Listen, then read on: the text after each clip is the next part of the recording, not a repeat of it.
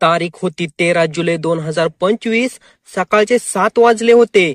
दिल्लीतल्या उत्तम नगर मध्ये एक महिला सुष्मिता देवी आपल्या नवऱ्याला करण देव याला उठवायला गेली, पण त्याला हात लावताच ती घाबरली, कारण करणचा श्वास चालत नव्हता. शरीर थंड झालं होतं आणि त्याच्या हातापायांना एक विचित्र वास येत होता. ती किंचाळली, ओरडली, करण उठ, काहीतरी बोल. आजूबाजूचे लोक धावत आले.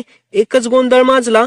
कोणी म्हणत होतं करंट लागला असेल, कोणी म्हणत होतं झोपेतच गेलेला दिसतोय, आणि काही वेळात करणचा मृतदेह उठवून अंत्यसंस्कारही पार पडले. 3 दिवसांनी करणचा छोटा भाऊ कुणाल वहिनीचा मोबाईल उघडतो.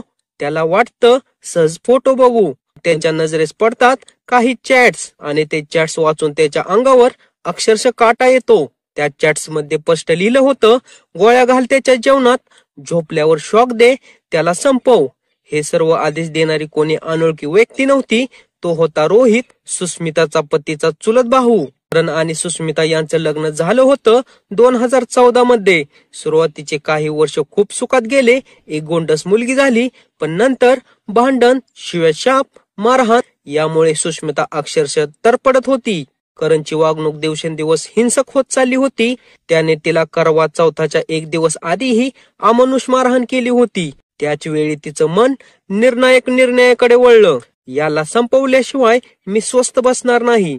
सुष्मिता एकटी दुखावलेली होती, आणि त्याच वेळी तिच्या आयुष्यात आला रोहित. शेवटी तिच्या नवऱ्याचा चुलत भाऊच तिचा मानसिक आधार झाला. एकमेकांच्या दुखण्यातून ते दोघं एकमेकांच्या खूपच जवळ आले, आणि लवकरच या जवळीकतेने शारीरिक संबंधाचं रूप घेतलं. ते दोघं एकत्र राहण्यासाठी करणला संपवायचा प्लॅन करू लागले. सुष्मिता रोज चॅटवर बोलायची, कधी, कसं, काय करू. तारीख होती 12 जुलै 2025. रात्री सुष्मिताने करणच्या जेवणात झोपेच्या 15 गोळ्या घातल्या. करण झोपला, पण मरत नव्हता. सुष्मिता घाबरली. रोहितला चॅटवर सांगितलं, तो अजूनही श्वास घेतोय. रोहित सांगतो, मग त्याला करंट दे. सुष्मिता म्हणते, मी एकटी काही करू शकत नाही. त्यावर रोहित तिला सांगतो, मी येतो, दार उघडून ठेव. आणि रोहित रात्रीच तिच्या घरी येतो. घरात आधीच वायर तयार ठेवलेली. त्यांनी प्लॅन प्रमाणे करणचे हातपाय बांधले, आणि त्या वायरचा वापर करून करणला जीवघेणा करंट दिला गेला. करणचा मृत्यू झाला, पण इतक्यावरच थांबली नाही कहाणी. त्याच रात्री करणच्या मृतदेहासमोरच सुष्मिता आणि रोहितने अनैतिक संबंध प्रस्थापित केले. सकाळ झाली, नाटक सुरू झालं. सकाळी सुष्मिता मोठ्याने रडू लागली. करणला करंट लागलाय, तो गेला. लोक धावून आले.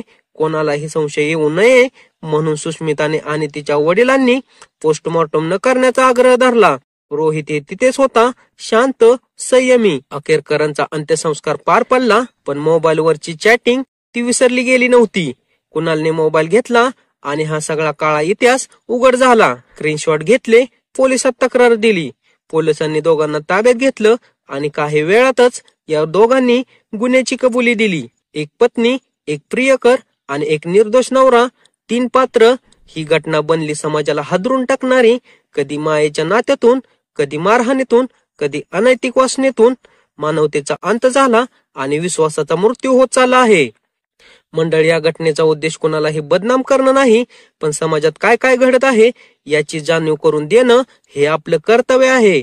या घटनेबद्दल आपलं काय मत आहे कमेंट सेक्शन मध्ये जरूर लिहा. या प्रकारच्या नवनवीन व्हिडिओसाठी आपल्या चॅनलला सबस्क्राईब करा.